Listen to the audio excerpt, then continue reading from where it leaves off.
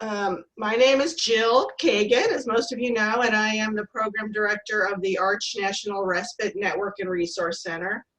And as always, I am exceedingly grateful for the time that you are willing and able to devote to serving in an advisory capacity to Arch. So thank you again to our continuing members and also to our new members as well. As I know, you all know by now, Arch was awarded a new 5-year cooperative agreement from the Administration for Community Living to continue to run the Lifespan Respite Technical Assistance and Resource Center that provides training and technical assistance to the Lifespan Respite grantees, their state respite coalitions and other primary partners, and generally to the respite field and to family caregivers and to anyone who has any interest in respite. We will talk to them and provide guidance. So we're really grateful to ACL for allowing us to continue this work. Lori, I don't want to put you on the spot, but we do have Lori Stahlbaum, who's our Federal Project Officer, on the call with us. And if she just wants to say hello, that would be great. I did. Hi, I'm Lori Stahlbaum. I did know I magically unmuted without pushing my button. So I was getting put on the spot. Yeah, I'm Lori. I didn't do that. No, of course not. You would never do that to me. No, I didn't. I'm Lori Stahlbaum. I am the semi-new Federal Project Officer for Lifespan Respite. I've been running the program officially since October, unofficially since about March. It is October. I'm talking last year, 2019. I run the new state grants, all of the program enhancement advancing state grants, work very closely with Jill. We're very excited for the new 5-year project. I think anyone who knows anything about respite knows that Jill and her team, her magnificent team, are doing wonderful things to help, yes, not just our grantees, but people looking to improve their respite services. So I am looking forward to being actively engaged with all of you from the get-go. I attended a meeting, I think, by phone a long time ago, and it's nice to be here from the beginning and meet all of you and work with each of you. Thank you. Thank you, Lori. We're really excited to continue to work with you as well. Just quickly, I'd appreciate it if my Arch team would introduce themselves as well before we do other introductions. I see Susan. Hi, good morning, everyone. I guess it's not morning for you, but I'm in Seattle. I'm Susan Jenko Summers. I've worked with Jill for about 5 years now, best colleagues ever. And I'm happy to be here to share some information this morning about innovative and exemplary practice. Ray? Thanks, Jill. Ray Kirk here, the Senior Research Consultant to Arch, and Jill and the rest of the team. We've had a very busy quarter with respect to research activities. I'll be telling you more about that throughout the meeting. Been working with Jill now for, I think, a little over 10 years, ever since I retired from academe. Still nice to have skin in the game, so to speak, and I'm happy to be here with you all today. Cassandra? Hi, I'm Cassandra Furman. I've been working with Jill and Ray for about 21 years now, and with Susan since the 1980s when we worked together at the Crisis Nursery program in Oregon. So I'm always, you can't get rid of me for some reason. And I'm so glad. Thank you all. That's my wonderful team, primary team. We have other consultants that assist us with small projects as well, but I totally rely on these 3 folks for all the tremendous work that they do and that they share with our grantees and with the network. Again, I really want to thank all of you for being here today, and I'm really excited because we have quite a few new members on the advisory committee, and I'd like them to introduce themselves too. I think we'll start by letting our state lifespan respite grant representatives introduce themselves. And if you could just unmute yourself and tell us your name, the state you're from, and a short highlight maybe from what you're expecting your new lifespan respite grant to be undertaking. And we'll do this alphabetically so we won't be speaking over each other. So James Davis with the Mississippi Department of Human Services, you want to kick us off?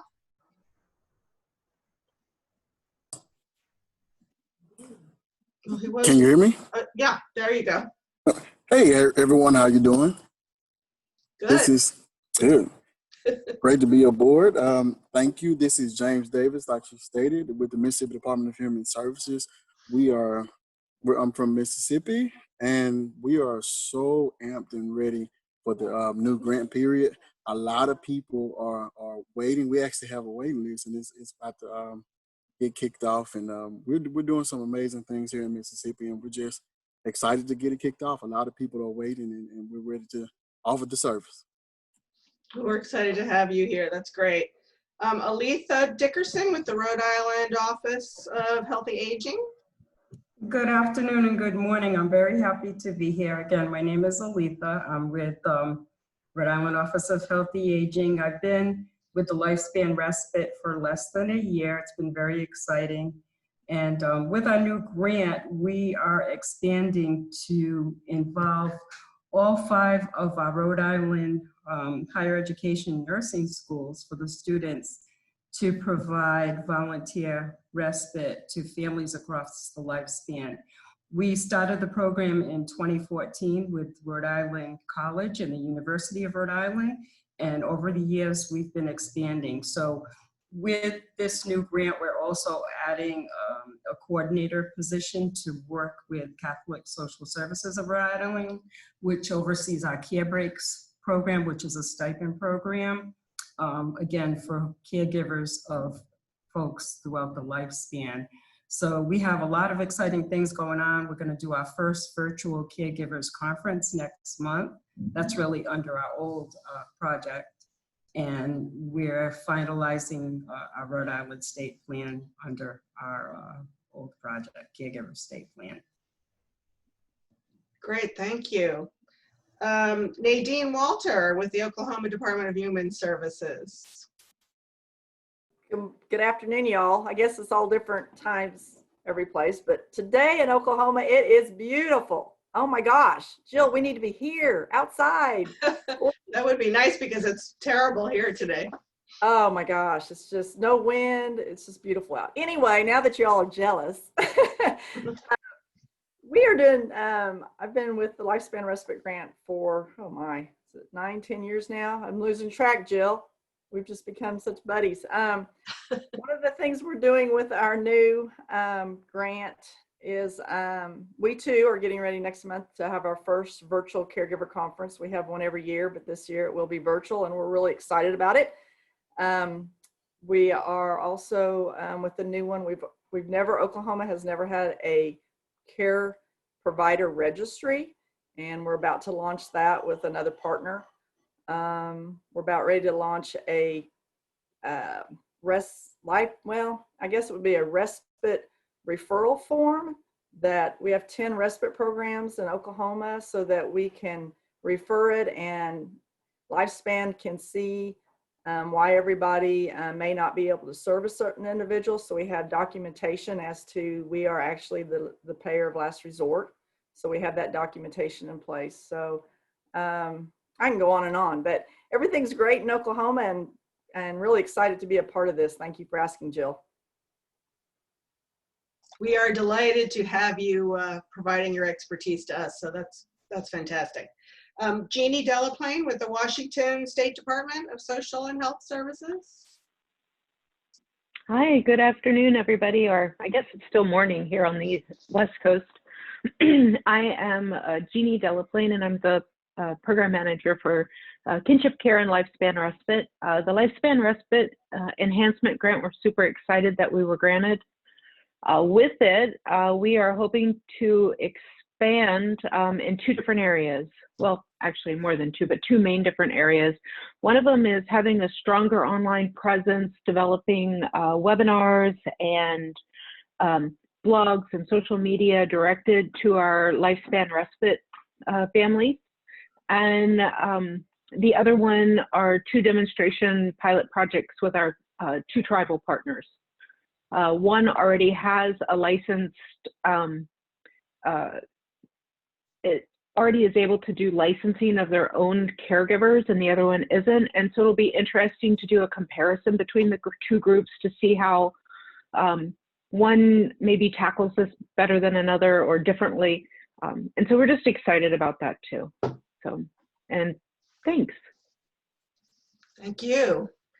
Lisa Schneider with the Respite Care Association of Wisconsin. Welcome. Hey, thank you. Hi, as Jill said, I'm Lisa Schneider with the Respite Care Association of Wisconsin. I've been with Respite Care Association for almost 3.5 years. And in case you see like little hands coming in over here, I've got my daughter. I'm also mom, caregiver to my 30-year-old daughter who has Angelman syndrome, and she's job shadowing me today. So with Respite Care, in the probably 3.5 years I've been there, we kind of basically blew the whole thing apart and revamped everything so that we were working cohesively with existing delivery systems, so that we were really addressing gaps in existing programs as opposed to having our own program.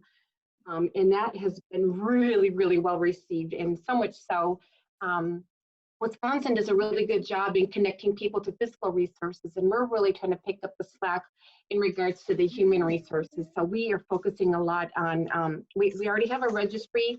We're working to expand that. We have a caregiver respite grant program. We have a core grant program that is community outreach, recruitment, and engagement. That's to help communities help themselves in regards to the recruitment efforts. We're really expanding our training portfolio. So those who take our free online respite care certificate program, that we're extending the opportunities for them to be listed on our registry. And if they do that, then we will continue to invest in their skill development. So we will be expanding our repertoire with the College of Direct Supports, working with our local UW-Madison, UW Oshkosh, some specific trainings as well. And as long as people are investing their time in training, we will help pay for that training for them. And we're also looking to expand, to develop an evidence-based practice in regards to recruitment and retention of workers. And we're working with UW-Madison School of Nursing with Dr. Kim Whitmore. Maybe some of you have heard of her. Thanks to Jill, Kim and I are like best buddies now, but the research side of it and having evidence-based practices are really core to how we wish to operate. So really thankful to be part of this national group. So thanks, Jill. Thank you so much, Lisa. I'm going to be sharing with you a little bit later a new grant that we just received from ACL also, which will be partnering with Lisa to demonstrate some new competency-based respite provider training. We're really excited about that. I'd like to now go ahead and introduce our representatives, national representatives on the advisory committee. And again, here we have a handful of new members as well. So I'm going to start off with them. Andrew Coates is not exactly new. He was on our last call in January, but that was his first meeting, and I don't think we properly gave him an opportunity to introduce himself at that time. So Andrew, who's with the Exceptional Family Member Program, Respite Program at Child Care Aware, if you want to just let us know a little bit about what's going on with your services and introduce yourself to the group, that would be great. Absolutely. I'm Andrew Coates. I am the director for the Exceptional Family Member Respite Care Program at Child Care Aware of America. For those of you who don't know, we provide respite care services to Navy families who have children with special needs across the continental United States. So this year has been a big adaptation to try and adjust to all the different changes that were going on nationally as they were changing across the board. But our program has been around now for about 12 years. So we're kind of in a similar way taking a top to bottom approach of just reviewing all of our existing processes and looking for ways to improve, especially recruitment and ongoing training. So yeah, that's probably been the most exciting way, is looking at things in new ways. And I appreciate all that you have been doing and providing over the last several months, Jill. You and your team have been very helpful.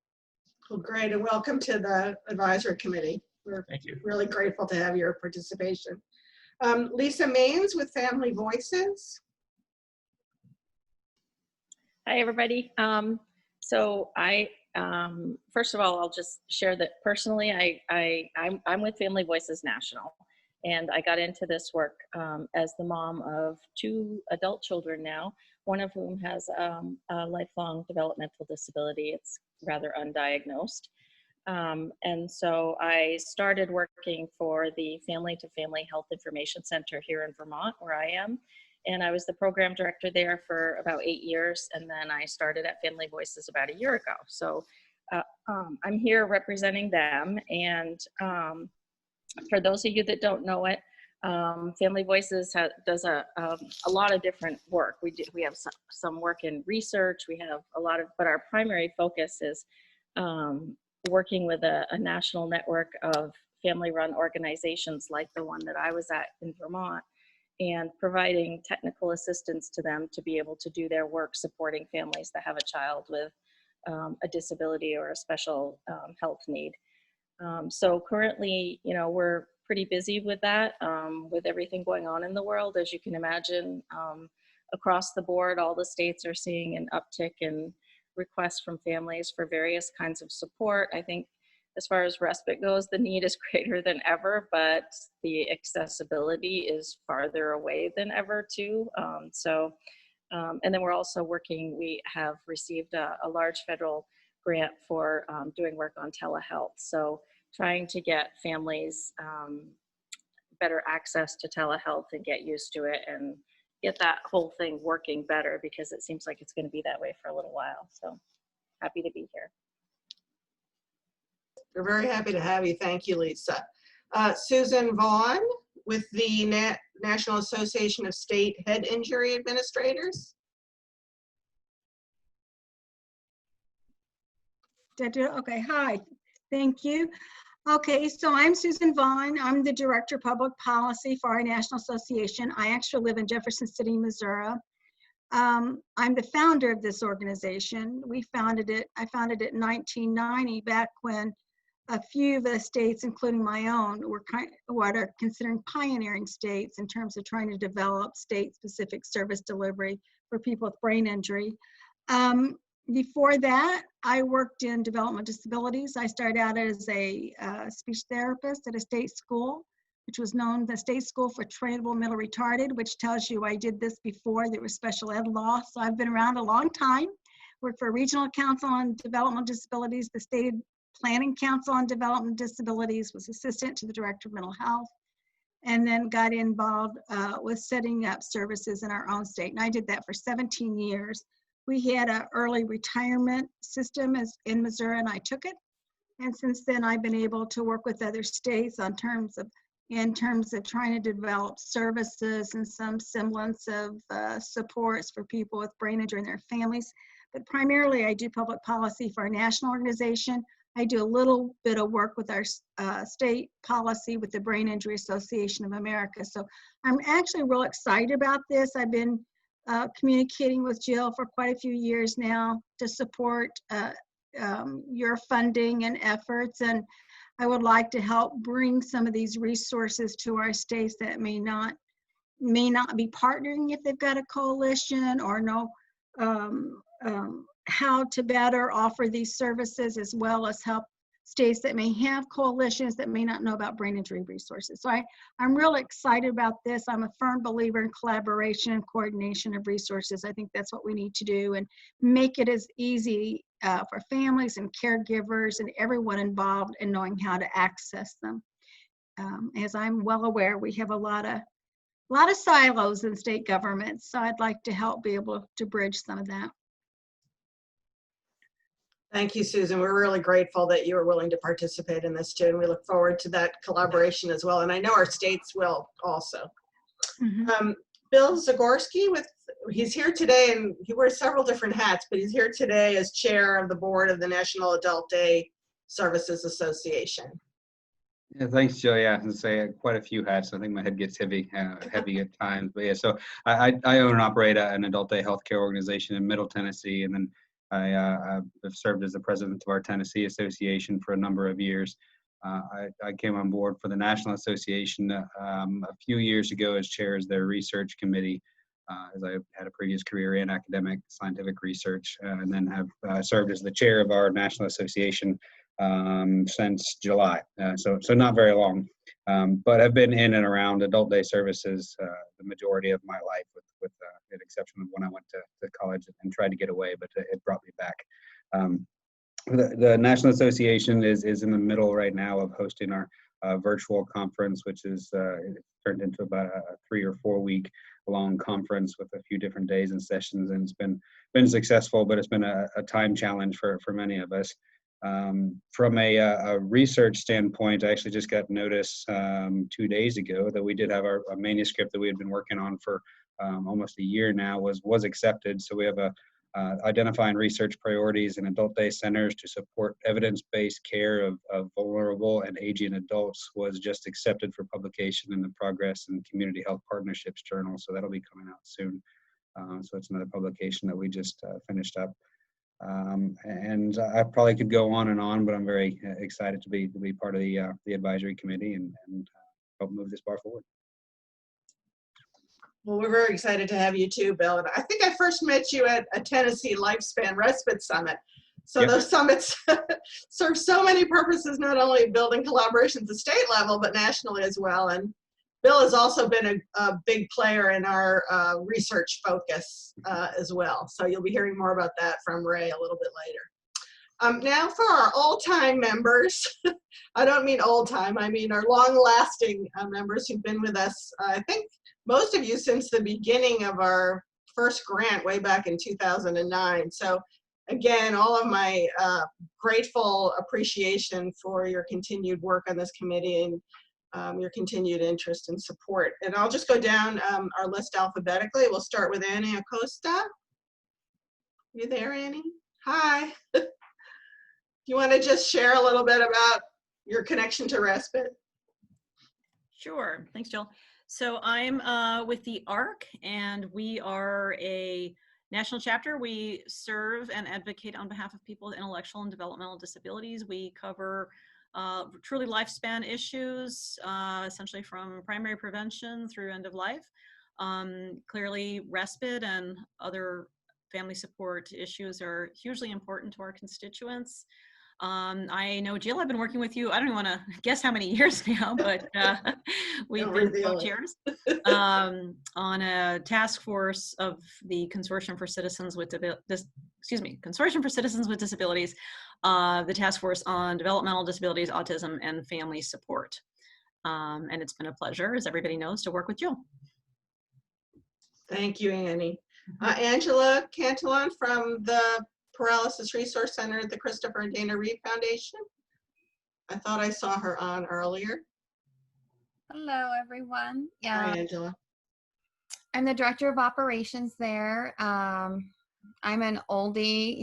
I've been there for 17 years.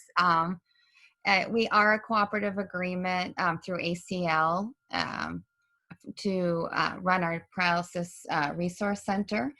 And I'm here because all of us directors at the center have areas of interest that we promote throughout our resources and our programs and services. And part of that for me is caregiving, respite, and mental health. So that's my connection to all of this. Thank you, Angela. Big apologies. I don't know how I skipped over Grace Whiting from the National Alliance for Caregiving. She is also a new member to the advisory committee. We're so grateful to have her.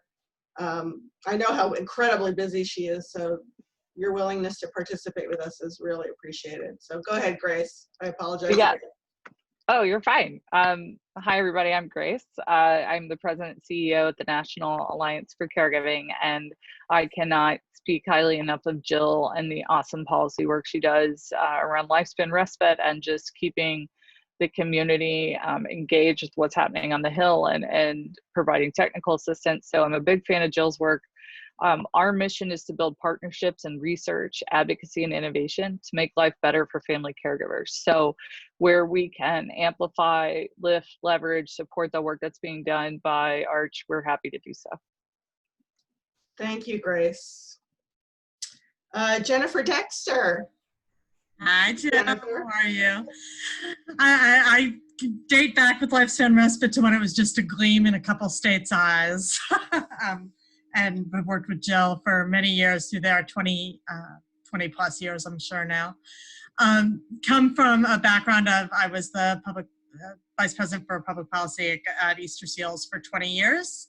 Left there to go to Anthem for 2.5 years on their Medicaid program. And now I'm with the National Health Council, which for those of you that aren't familiar with it is kind of an umbrella organization that really represents patient advocacy organizations and voluntary health organizations. I'm the director of policy there.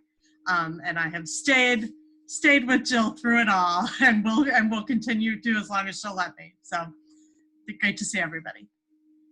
You bring so much respite expertise to this, so we're really grateful, Jennifer. Thank you. Thank you. Jed Johnson. Howdy, everybody. I'm Jed Johnson. I have the privilege of serving as the Managing Director of Aging Services for CARF International. I've been in that role for a couple of years, but I've been a long tenured CARF surveyor in aging services. I'm going to have to drop off a little bit early at 3 o'clock. I have, I'm actually connecting with an adult day program in Hawaii. So I wore my Hawaiian shirt. I wish I could have gone there in person, however. But I guess that's not going to come to fruition. At CARF, we accredit across the lifespan in a variety of our customer service units. So in addition to my role in aging services, we also accredit respite providers through our employment and community services, as well as our children and youth services programs. And then probably most exciting, I was pleased to partner with Jill and her team, as well as the folks at the National Center for Cultural Competency. And we did a great webinar that was well received on cultural competency, diversity, and inclusion in respite. So that was an exciting venture over the past few months. That was wonderful. Thank you, Jed. Kathy Kelly. Oh, hi. I'm Kathy Kelly. I don't know why my video won't. Oh, there it goes. I am Executive Director of Family Caregiver Alliance in the National Center on Caregiving. We're located in San Francisco. Jill and I go back because we did a joint technical assistance program for family caregivers and respite coalitions as well. And I don't even remember when that was because everything's blurred now. A long time ago, let's say it's a long time ago when we were like in our teens. We've been sort of keeping our heads down. It was interesting to hear what everyone's doing. We're very fortunate to get a $30 million augmentation over 3 years for the Caregiver Resource Center system, which has been in operation for over 30 years now. And ironically, it was to replicate in a HIPAA-compliant interactive caregiver client record system and to teach the staff across the state how to deliver digital services and supports. And this was in 2019, but it came into fruition in terms of the first year of operations last fiscal year, which was ironic that we should have the life twist of having the pandemic, since everyone now is moving towards some sort of service delivery using electronic means, or at least not in-person means. So we learned lots of life lessons. We've trained people across the state in order to use these various technologies. And we had an increase in our respite I was just going to look at the numbers. We have vouchered respite services and have for 40 years. We serve 3,100 families with over 150,000 hours of respite services, and we don't have enough respite ever. And the demand is increasing since a lot of the in-person services, bricks and mortar places, are not taking clients. So we're really seeing an increased demand. So I'm excited about all of the activities. It's really nice to hear that this is spreading. And so I'm in awe of all of your accomplishments. Thank you. Thank you, Kathy. I'm just as much in awe of your accomplishments over these past, I don't know how many years, we won't say. Yeah. Jaya Lent. Hi. Yes, one of the old timers. I think I've worked with Jill for close to 20 years. We're at Generations United. We're home to the National Center on Grand Families, which is the term we use for grandparents and other relatives raising children, for which respite is a really key support and service.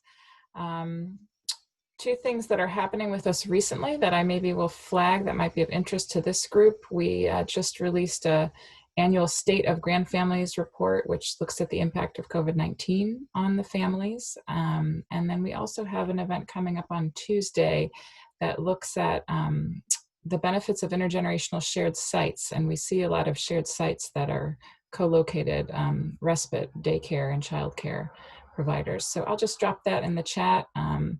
Want to say thanks for being part of this group. I really value the work that you do. Thanks. Thank you, Jaya. Kim Mushino, I don't think she is with us today. She's with the Autism Society of America and has also been working with me on respite, advocating for respite services for probably, again, close to 20 years. I wish she was on the call today. Melinda Perez-Porter. Hi, Jill. Thank you so much for having me here. I'm so thrilled to be here. Thank you for allowing me to be here, Jill. I'm the director of the Relatives as Parents program at the Brookdale Foundation Group, and we provide seed grants to nonprofit organizations across the country to provide supportive services, including a support group to grandparents and other relatives raising children. And respite has always been important to our national network. And as everybody has mentioned, or most people have mentioned, respite continues to be so incredibly important. So I'm thrilled to be here. Thank you for the opportunity. Thank you, Melinda. John Shaw, is he with us today? I don't see him on the list. Connie Siskowski.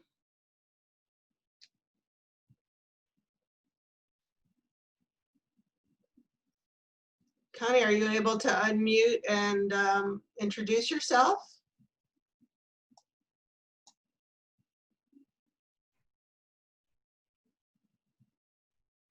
Maybe she had to step away for a minute. I know she was on the call earlier. And Laura Widener. Hello, Laura Widener. I got involved with Lifespan Respite when I was at the National Multiple Sclerosis Society. Was there for about 9 years and then moved over to the Epilepsy Foundation about 2 years ago. So at EF, I lead the public policy, legal advocacy, and grassroots advocacy engagement work. So obviously the Epilepsy Foundation, we work on behalf of the 3.4 million Americans with active epilepsy. Caregiving comes into play even for those with active epilepsy. Obviously seizures can take people out of commission every once in a while. And then about a third of our population is unable to achieve seizure control. So particularly those with the more rare epilepsies, which includes a lot of children, and that's the situation, often brings in a lot of comorbidities, intellectual and developmental disabilities and whatnot. So been happy to stick with the program through my career. It's caregiving's important for a lot of chronic conditions. So really happy to be part of the group still. Thank you, Laura. I think, Connie, are you back? Would you like to introduce yourself? Well, yeah, I wasn't away. Can you hear me now? Yes, yes. Okay, good. Yeah, I had the mute on. I had to call in because I don't have that capability on my computer, and so I had the mute on my phone, but I didn't unmute on the call. So anyhow, I started to say before how thankful I am to have worked with many of you through the years and look forward to continuing. In terms of Florida, I do sit on the steering committee of the Florida Lifespan Respite, and we are starting some virtual rest training with some church congregations up in the Tampa area. We are having a conference on respite locally in November. We're also doing a campaign to kick off National Family Caregivers Month and try and have caregiving youth acknowledged, because really our focus has to be on advocacy to get them recognized within legislation. We have been informed that the next Florida-wide survey of middle and high school students will again include a question on caregiving, and the one from last time showed us that there were over 290,000 middle and high school students doing some type of caregiving in Florida. So it's really a bigger issue than people realize. So I hope if you have a chance, we posted a podcast that I did with an awesome organization called No Barriers out of Colorado that works with people with disabilities. So they too are beginning to recognize family caregivers of all ages. So thank you for all that you all do. Thank you so much, Connie. As I've been listening to our state grantees speak and our national representatives, I am just really in awe of the breadth of experience and the age and disability diversity and passion for respite that you bring to our work. And I think we must be the most fortunate National Resource Center that exists to have such an amazing advisory committee. So thank you again for all that you do and for your willingness to continue to work with us. I'm going to go on now and just share my screen and talk a little bit about the work that we have finished up with our last 5-year grant with ACL, and then move on to talk about our new work plan. And I'll try to go through these products relatively quickly, because you do have, or you should have in front of you, summaries of our last project's work plan with completed activities, as well as a summary of our work plan for the coming 5 years. Is there anyone who did not receive those documents?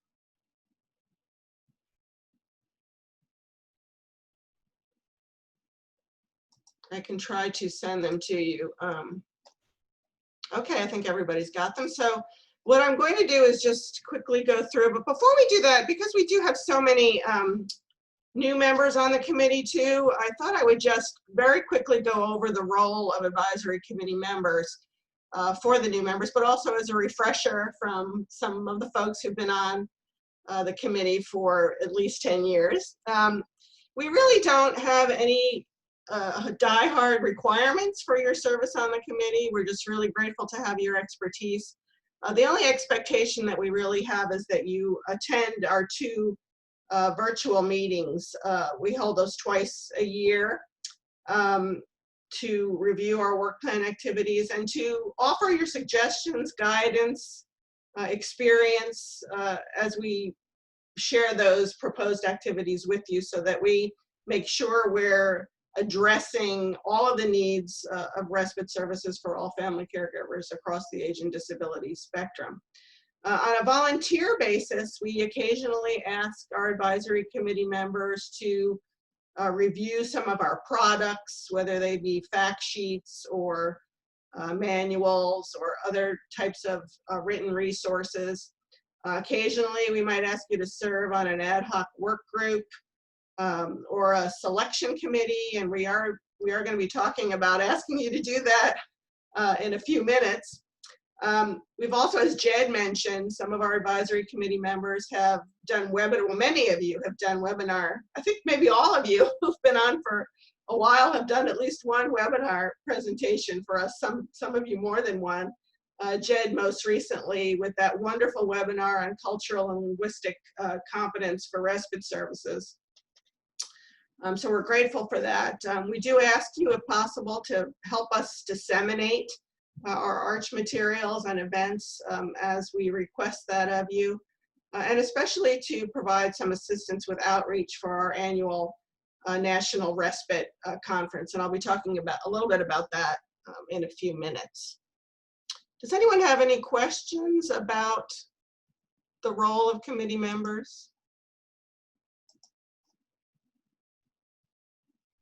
If you want to unmute yourselves or put it in the chat box.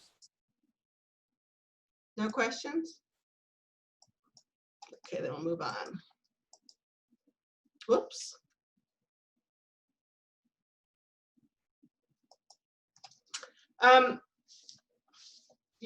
Many of you already mentioned how you've had to pivot and refocus your attention and activities due to the pandemic, and it's been no different for our network. In fact, before the end of March, we were already getting requests from our grantees and partners to be the conduit for their ability to network with each other and share information. And so we started weekly networking calls and webinars at the end of March and held them pretty much weekly through the end of July. And we're going to be picking those up again soon. But we either brought in some outside speakers, but for the most part, it was just grantees and partners asking questions of each other, sharing information about how they were able to perhaps engage with family caregivers virtually or through weekly phone contacts, or adjusting their voucher program so that they were more flexible. But those weekly calls sort of became the lifeline for respite. And as many of you know, for so many family caregivers during the pandemic, their respite providers may have been their only connection to the outside world. So they were especially important to those caregivers who had been relying on respite services for that assistance and for that break. And we were just so excited about the ways our grantees were responding and continue to be able to work directly with the family caregivers and their networks.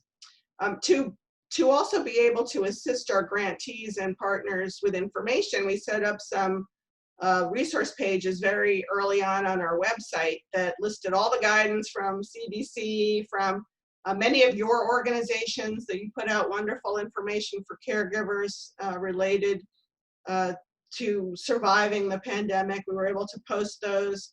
The examples from our Lifespan Respite grantees about how they were serving family caregivers. And so those web pages really, again, between those weekly networking calls sort of became the lifeline and the connection for our grantees to stay engaged as they were trying to support family caregivers. We also had, we're seeing so much information about COVID-19 and related to caregiving and respite that we added a supplement to our monthly ARCH Quick News update that really focused on, the Medicaid changes, home and community-based services Medicaid changes that were happening that affected family caregivers and respite, any new reports from national organizations related to the populations they served around COVID. We tried to distribute those on a monthly basis. We also found that a document I think I shared with you last January when we met, Exploring Respite Opportunities and Options, that we actually put together for some other work around natural supports for respite and finding informal or alternative respite ideas that related to other work we were doing. All of a sudden became a very important document during the pandemic. And so we made sure that our grantees were aware of this document. It lists lots of wonderful ideas for how to provide respite virtually, or through online support groups. Just many ideas that that our grantees have since built on considerably, but it was a great starting point and a tool that we miraculously already had in hand before the pandemic even started. So we were grateful that we had that ready to go. And then other speaking events. We've now been invited to speak to different national organizations, networks about respite and how our grantees are coping and with the pandemic and serving caregivers during the pandemic. So we pretty much pivoted from many of our normal activities into this new realm of supporting our network, who then in turn could support their caregivers through the pandemic. One of the most important things I think that we did during this time was, again, respond to requests from our Lifespan Respite Network. They were being bombarded with so much guidance from CDC, from their state and local public health departments, but they were saying, what here among all of these pieces of guidance are especially important for respite providers and for families who want to use respite? And so we pulled together a small expert panel of some of our grantees who were able to start thinking about how to reopen respite services, and those who had never really closed and continued to provide respite services we came together in this work group, and we worked with Dr. Kim Whitmore, who's in the nursing department at the University of Wisconsin-Madison, who also has many years of public health experience, pulled these guidelines together. National voluntary guidelines for providing and using respite safely during the pandemic. And our network was exceedingly grateful to have something that really focused on what are the specific needs of the respite providers that would help them move ahead and feel safe about the resources and services that they were providing. We also included decision guides, one decision guide for respite providers, that could help them go through a checklist to make that very important decision about whether they should reopen or continue to provide respite services, as well as a decision guide for family caregivers who were thinking, is it safe for me to have someone come into my home, or what are all the other issues I should take into account before considering whether I should use respite? And we coupled all of this with some case studies from respite services voucher programs, as well as community-based respite services that were working really hard to open and had done so early in the process in, I think, April or May, when states started opening up a little bit, were ready to go because they had done so much planning. And so we did case studies of those services. And we're going to continue to do these case studies also as we learn about new respite programs or state initiatives that are able to successfully provide respite services. Oops. Just since January, in addition to all the work around COVID, we did manage to hold our Lifespan Respite Grantee and Partner Learning Symposium. That's essentially our grantee meeting that was scheduled to be held in conjunction with the International Short Break Respite Conference that we were to have held last June in Madison, Wisconsin, but because of the pandemic, we did have to postpone that national event. But our grantees really didn't want to miss out on that ability. Again, even though they were meeting weekly to talk about COVID, they still wanted to engage more fully in their grantee meeting. And so we held that virtually in June for 2 afternoons, and it was a really wonderful event. There was so much sharing and engagement, and we learned so much about what they had done to revamp or rethink their respite services during the pandemic. It was a really wonderful 2-day event, and we learned early on that it was possible for people to sit in front of the computer for 4 hours at a time for 2 afternoons and still manage to find that it was worthwhile. So that was something very important to learn early on in the process. We also, as Jed mentioned earlier, held a webinar in July on cultural and linguistic competence for respite services with Dr. Tawara Good from the National Center on Cultural Competence at Georgetown, and with Jed, who shared some wonderful planning tools with the respite providers and with our grantees. It was really a very meaningful and wonderful webinar that we really hope to build on in the coming few years to move ahead on developing some new tools that could be very useful for the network to ensure that what they're providing is culturally and linguistically competent services. I think I talked last January that we were continuing to do training around the use of our life course respite tools. And for those of you who are not familiar with them, we developed them in collaboration with what's now called the Life Course Nexus at the University of Missouri, Kansas City, and the Missouri Family to Family Health Information Program there.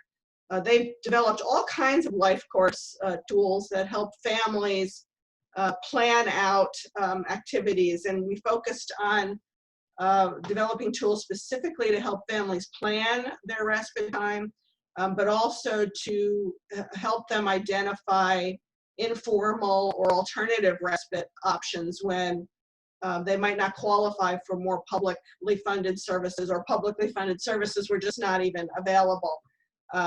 And we have done training with our grantees as well as our state respite coalitions to encourage them to use the tools that really help them focus on providing person and family-centered respite services. And so we did 2 more webinars that were part of our work plan to more broadly disseminate the tools. Again, we did the training in conjunction with the University of Missouri, Kansas City. And we did focus one of those trainings on using the Life Course Respite tool specifically during the pandemic.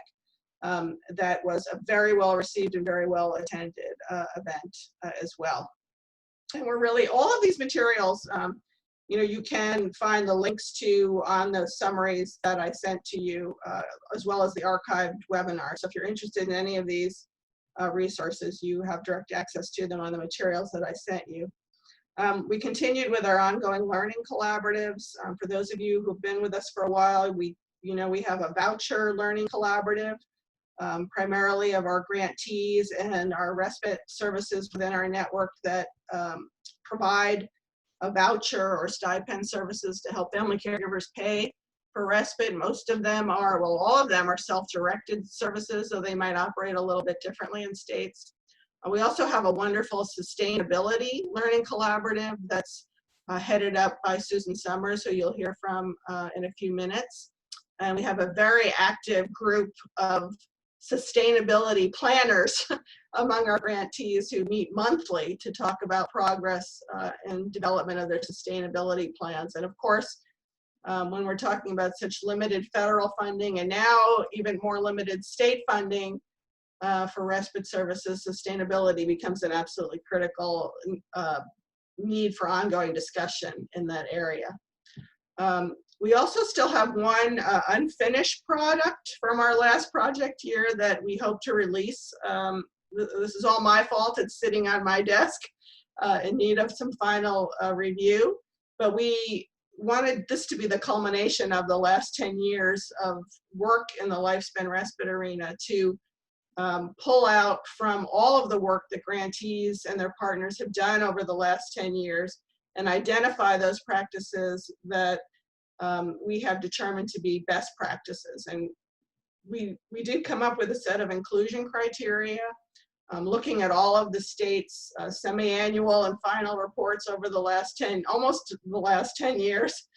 So we're really excited to be able to share this with you, hopefully in the next month or 2. And then going a little bit ahead of myself. One other document that we were able to release in the middle of the pandemic was our new volunteer respite manual. We did release a similar document, I think it was way back in 2012 with Easter seals. But we've done pretty much a complete revamp of the manual with an update that includes new volunteer respite models, new links, new tools and resources, as well as information about if you're considering using volunteers for respite during the pandemic. And we all know how much we are increasingly relying on volunteers now to help provide supports. But how can we do that safely during the pandemic are also included in this volunteer respite manual. Does anyone have any questions on any of this information? It's really quite amazing that we were able to get so much done in the midst of the pandemic when we were having so many requests from our grantees to focus on the COVID issues. But if anyone has any questions, let me see, I see some things in the chat. Yeah, Jill, this is Lisa. I had put one in the chat. I just, I was trying to follow through the work plan as you were going through things. Yeah, I know I went pretty quickly, sorry. No, that's okay. I'm new to it. So, but the one thing you were talking about is the resources, respite opportunities, and you talked about exploring the different ways to, I forgot. Now I can't forget. Oh, the table of alternative respite ideas. Yeah. Yes, thank you. Yeah, I couldn't find that, and I wondered if there's a link for it in the work plan somewhere that I'm missing. Oh, you know, I think I didn't. We actually released that during the last project period, so I shared that link in January, but I will definitely send that around again. Okay, yeah, I'd love to see it. Thank you. It's also on our COVID-19 and respite resource web pages too, but I'll send you the link. Okay, thank you. In a minute, I'll try to put it in the chat for you. Yeah, no hurry. Thank you. Any other questions? Jill, this is Lori. Mm-hmm. I don't have a question, but I'd just like to comment on the returning safely to respite provision. That document came out. We were so impressed by it. I mean, we circulated it through our Gov delivery system, 20,000 plus subscribers, but also we used the funding because when our original funding opportunity announcement for the new grants came out, we hadn't been stricken with the pandemic. So everyone's plans were pandemic-less. So actually really thanks to that resource, we realized this was a perfect opportunity to provide our grantees with additional funds, drawing from that resource and ways to provide or augment their respite services in light of the COVID, which was not already in place in their projects. And I just wanted to give a shout out that it came out and it just was like, we need to take this and help our grantees achieve in some small way some of the ideas that were in there. So I just wanted to put out a plug for it because it's awesome. Well, I'm really glad you mentioned that, Lori, because I also want to give a shout out to ACL for being so incredibly flexible for how states were allowed to use their respite dollars that were remaining in their final year of their grant so that they really could continue to serve family caregivers in a meaningful way. I'm not sure we would have been able to get so much done if it hadn't been working so closely with you at ACL to make that happen. So that was really wonderful. And I know very much appreciated by everyone. Any other questions? Comments? Okay, I'm going to hand it over now to Ray Kirk, who, I mean, one of the big events that we've been working on since August was our Respite Research Summit. So I'm going to turn it over to Ray to let him tell you about that. Thank you, Jill. Again, my greetings to everyone and appreciation for your contributions to helping us all chart our various courses. Jill just mentioned that this is a big effort from August. Actually, you can back it up to August of 2019 because the original in-person conference, day-long summit was originally scheduled for June 19 as part of the 3-conference package that was going to occur in Wisconsin. Like everyone else, we were delayed because of the the COVID virus. So we've been working, well, up until the very end of September to convert the construction of the summit from a day-long in-person meeting to 2 half-day Zoom constructed meetings. And of course, that was like everyone else who's learning how to live in the age of Zoom meetings. It was a challenge for us, but it was really successful. And for the new members in particular, and just as a reminder, I want to spend just a couple minutes reminding everyone of how we came to hold the summit. And it actually, that process started 2 whole grant cycles ago. So we're going back about 10 years now, when ACL and ARCH were engaged in conversations about the state of research and how much evidence there was for the efficacy of respite as a care service. And the realization that the existing research was in some cases equivocal. In some cases, it was the findings were positive, but the research studies themselves were not all that rigorous or powerful. So collaboratively, we undertook an agenda to advance the state of respite research by developing a prospective research agenda along with guiding documentation. About 6 years ago, a group of volunteers, 16 volunteers representing service community, philanthropic foundations, policy analysts, academics, agreed to meet 6 times over 18 months to help us develop the positions and come to the conclusions about the way to move forward that ARCH could recommend with the ACL's endorsement. And that group came to be known as the expert panel, ARCH's expert panel on respite research.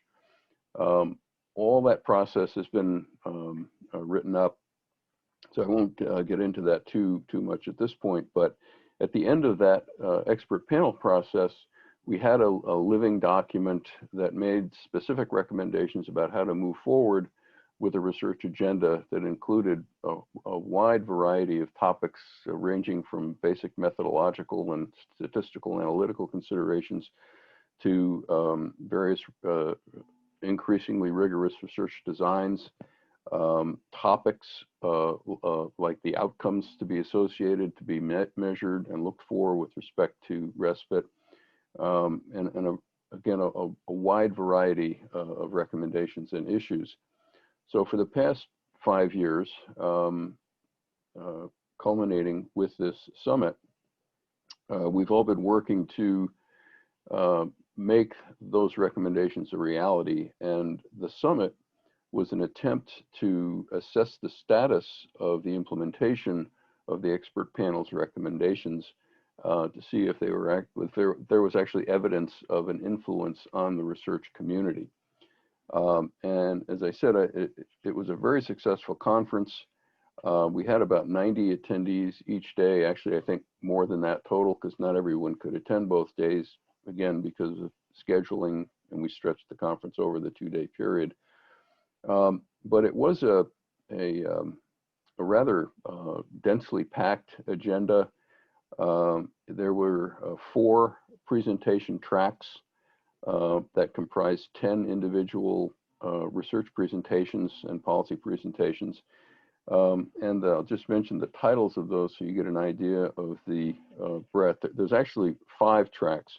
One, the kickoff track was a presentation by Dr. Kim Whitmore, which advised us to always focus on equity and diversity in respite research.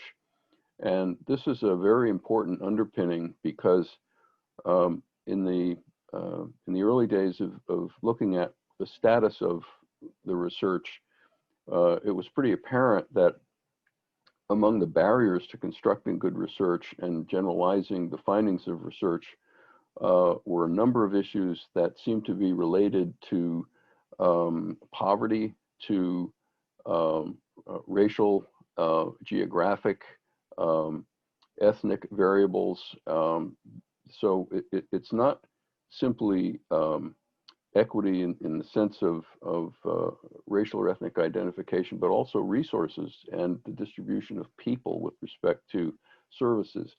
So it's a pretty compelling way to start things off.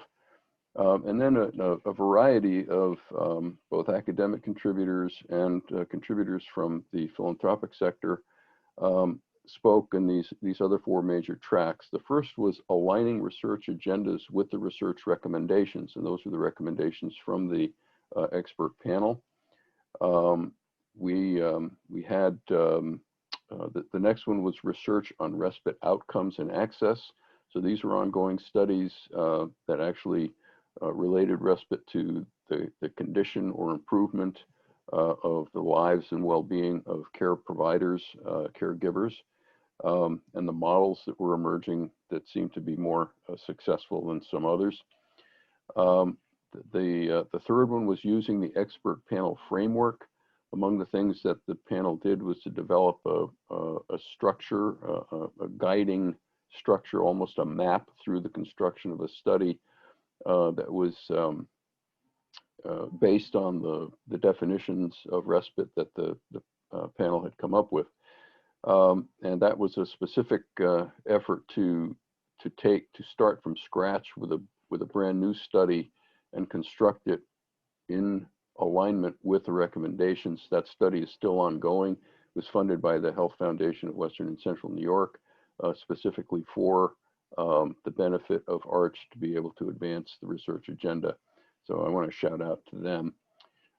And the fourth presentation session was research on practice and evaluation, some methodological considerations there with respect to how to gather data, what data to gather, and a variety of other topics nested within that general rubric.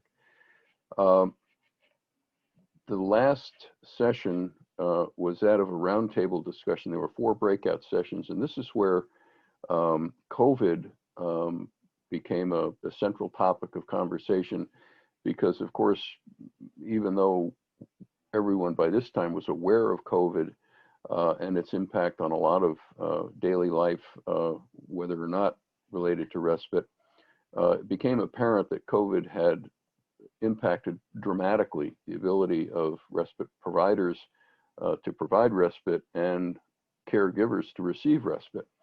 So a lot of the breakout discussions that, again, I won't get into the details of those, but the Imperial, ARCH, ACL, and the participants in the summit left that session, I think, with a lot of interesting new information and a lot of questions that we will begin to probe moving forward using the results of the summit to guide the next stage over the next 5 years of research activity in respite. The comments in the chat box at the end were overwhelmingly favorable. People really got a lot out of it. It was very gratifying to see that. We had 3 or 4 topics that seemed to be particularly compelling. A number of chat participants or contributors were in alignment. So we're going to launch a series of follow-up roundtable discussions with people, in part to keep them interested and connected to the process, and in part to make good on our pledge to take their requests, their inquiries, and their suggestions and turn them into actions and activities on the part of ARCH and the research agenda. Another thing which happened that I was in particular very pleased about was that there seemed to be the process of planning and convening this summit generated a lot of interest from people who weren't necessarily connected to the project in a vigorous or engaged way. We reached out to some scientists, some researchers, and others to become involved, request if of their interest to present, and I think it really served to ramp up interest and engagement among the research community, and as well to increase the interest on the part of some of the philanthropics who we hope remain involved, in particular the Hartford Foundation, which was a partial sponsor. So again, I'm personally very gratified by this. You know, we've, as I said, spent 10 years getting to this point. It seemed to be well received and went off, I think, pretty seamlessly. And every presentation was valuable and made great contribution. So I'll be talking about some next steps a little bit later in the agenda. But for now, I'd also welcome any questions or comments. I know Bill Zagorski was one of the presenters. He's with us today. In fact, he might have been the first of the research track presentations following Dr. Whitmore. So kudos to Bill, and here he is with us in this capacity. So we really welcome his participation going forward. Any questions or comments from anyone on the call?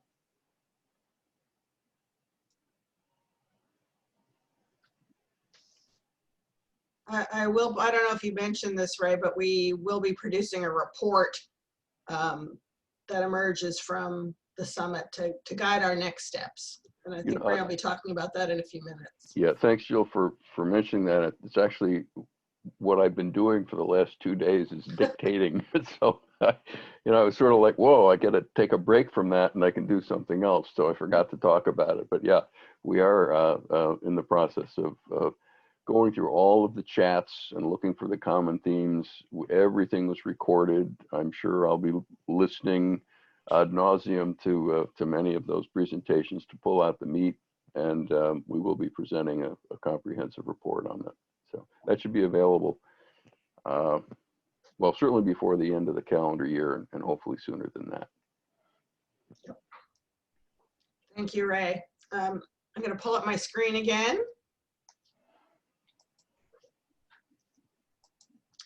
And start to talk about, as always, I didn't leave enough time to talk about our upcoming and new work plan, which is where we really need your guidance and support.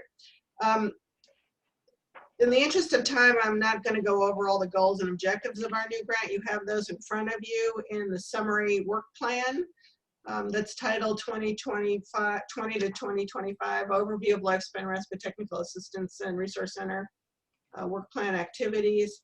Some of the major themes that we're going to be focusing on over the next 5 years, again, are all around this respite research agenda. That's also going to be linked to model development so that as we move forward with recognition of our innovative and exemplary respite services, we will try to encourage a greater evaluation and research around those models that we've identified. A real focus on virtual training. Of course, especially this year, we don't really have much of a choice. But that's always been the way that we've rolled with ARCH, primarily through virtual training. So it's not terribly foreign to our grantees.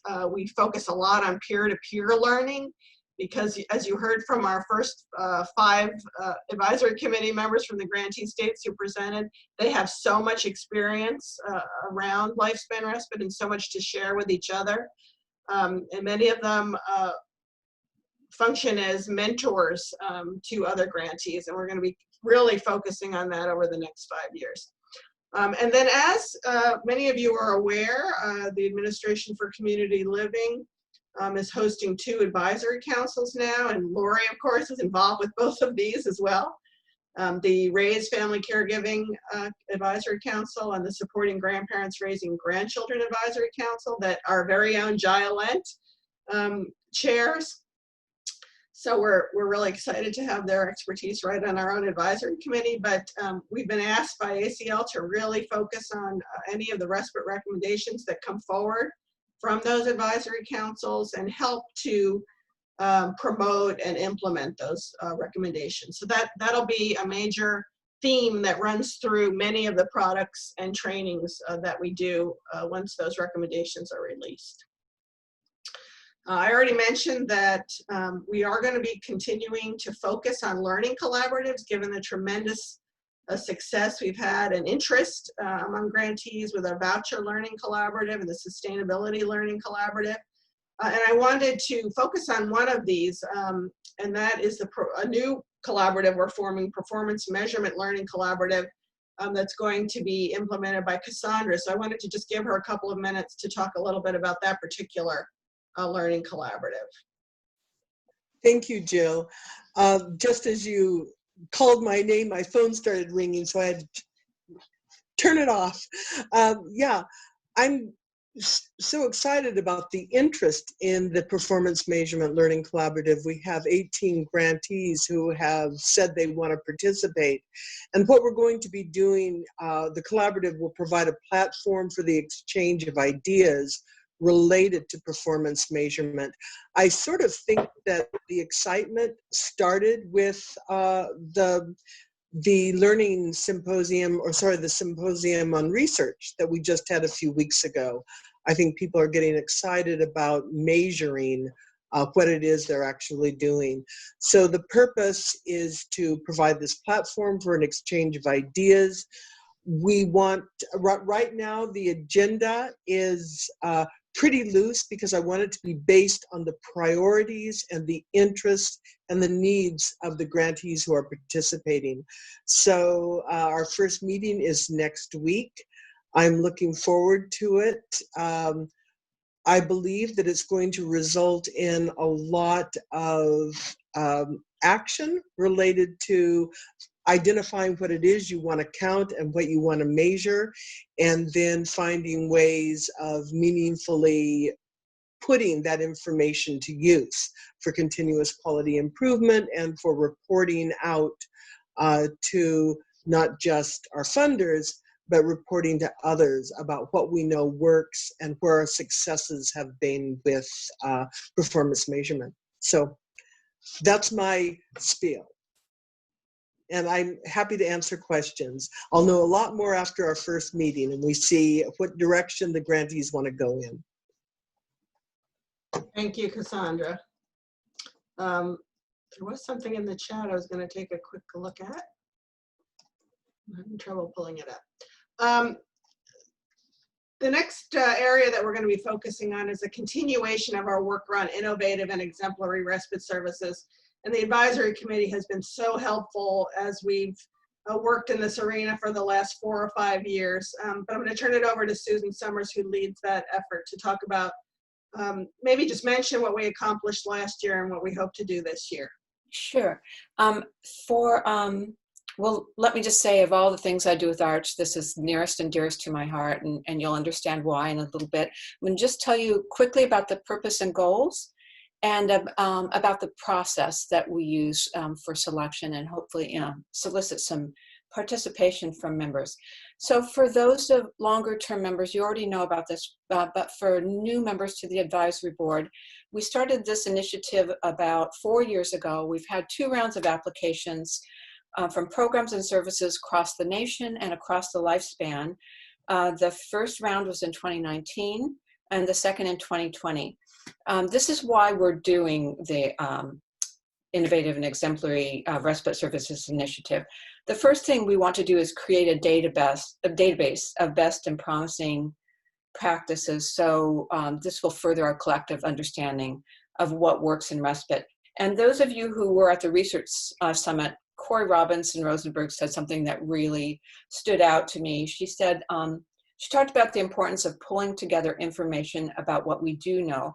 So with the Research on Respite Summit, we recognize the need for more research, but we want to just take stock of what we are doing well. And the second purpose and goal we have is to define and understand our understanding of what best and promising practices are.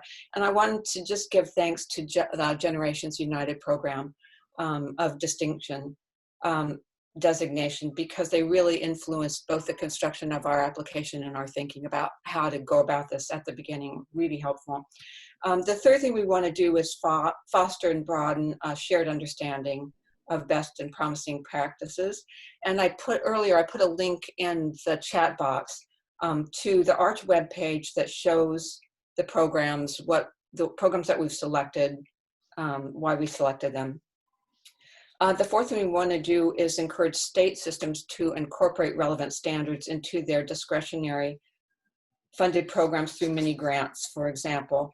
So we want to decrease the distance between what people talk about as state level policy and actually street level practice. So at the policy level, we have ideas about what will work, but we really don't know we often don't know how they were translated and what meaning they have for individual family caregiver, care recipient. This one's important to me because I have tended to work I taught at university, I conducted research, but I am a sibling. My brother has a lifelong disability. On my 4th birthday, we moved to a place called the Institute of Logopedics. This was in the 1950s, and it was before people with disabilities were in public schools. When I lived there, every family, there were hundreds of families that had a family member with a disability. When I went back to and this is in Kansas, when I went back to our home in Ohio, we didn't know a single other family of a person with disabilities. So I grew up with a best friend with cerebral palsy, and I loved being with her, but even at that age, I was cognizant that I was giving a short break to her parents, and I saw my mother's need for a short break. So I love working policy, but when I connect with these programs, it just reminds me of the importance of what we do, and it makes everything else I do much more meaningful. Maybe the most important thing we do is just acknowledge and honor the work of these programs and services throughout the country. So I mentioned we started 4 years ago. Right now we're finalizing the application that will go out in November 2021, and we want you all to think about programs that you may know and encourage them to apply when those announcement goes out. The most highly rated programs were recognized in 2019 at the National Respite Conference in Buffalo, New York. We couldn't meet in 2020 in Wisconsin as we had planned. So we just announced those through the ARCH network and on the ARCH webpage. So I'm going to give you a Cliff Notes version of the criteria we use to select programs. We want them programs who use research and evaluation to guide their program development. We want them to have written goals and objectives derived from that research and evaluation evidence, but tailored to their individual circumstances, to the populations they serve, to the locations they live in. We want them to have developed a manual or protocol so they can guide day-to-day operations and have fidelity in their practice. We want them to incorporate guidelines for person and family-centered practices. We want them to have a professional development and support plan consistent with their goals and objectives. We want them to collect program evaluation data and have a plan to sustain their organization. All of those criteria are operationalized in much further detail. For those of you who want to know more about that, please just contact me. I've put my email in the chat box, and I'd love to share that information with you. We review applications. First, a staff member interviews in depth each program to flesh out their applications, discover things they think that are important to tell us that we may not have asked them. One of the things that happens when we do that is that we form a relationship with the programs that we hope will continue and grow. It gives us a better feel for the programs in practice as opposed to just on paper. We also like to assess research readiness. Some of these programs are really sophisticated, and we want to link them with the Research Summit, with the Break Exchange, and other ARCH activities. And then it helps us understand further the criteria that we use and to refine those. I'd like to give thanks to Jed Johnson of CARF and Angela Cantillon of the Christopher and Dana Reeve Foundation. They participated in the last review. They were marvelous. They really raised the standard through their participation. And I'd like to invite those of you who are interested to help us with this next review, which will occur in spring of 2021. Just to finalize this short presentation, I want to say that we honored, among the programs that we honored, 2 of the honored programs are part now of this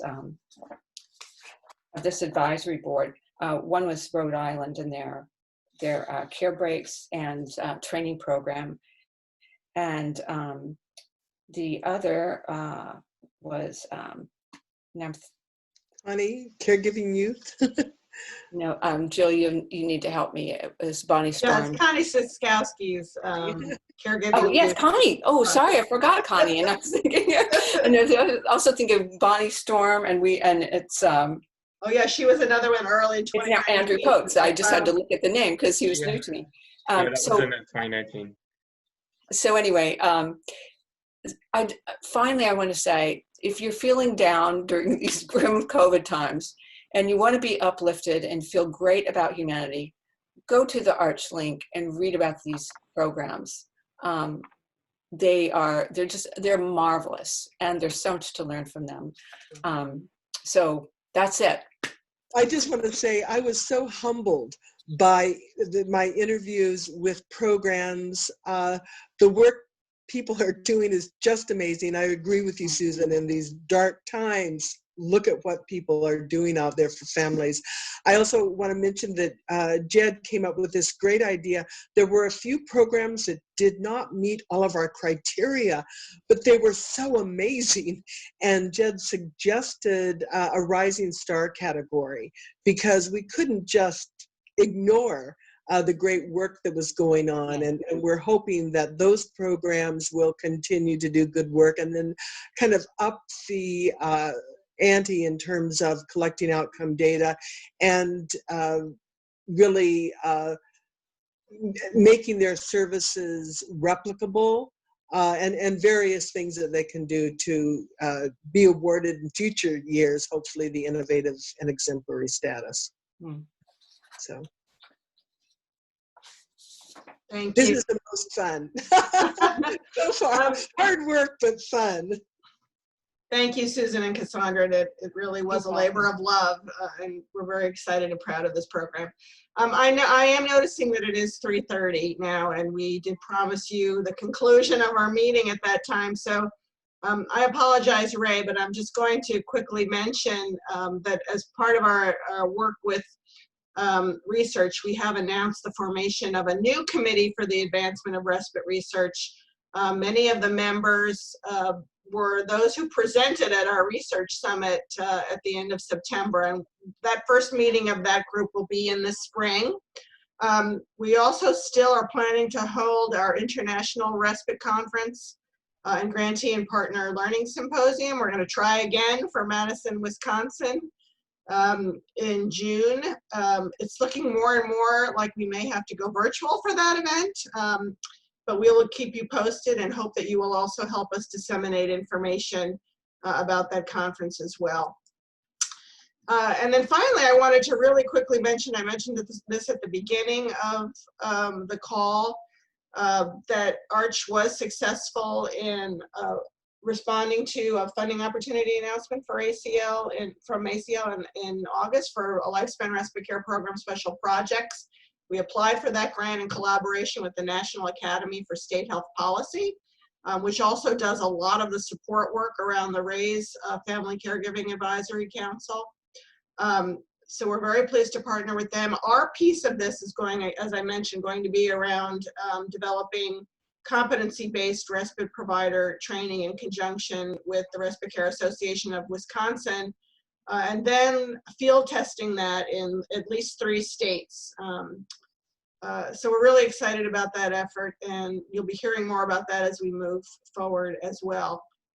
So in terms of that, our next meeting probably will be in about 6 months, and you'll get an update on where we are with all of these new proposals that we have moving forward. But in the meantime, I just quickly, we have about 1 minute left. If anyone has any questions or comments, if you're interested in serving on the selection committee for the innovative and exemplary respite services, we'd love to know that as well. Any last comments, questions, thoughts?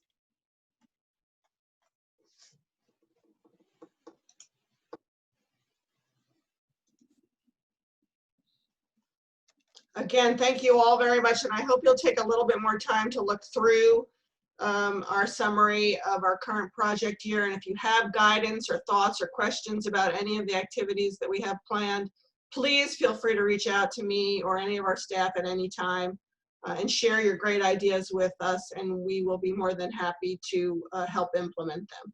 Thank you all again so much for your time, and we'll be seeing you in a few months, but you'll be hearing from us via email.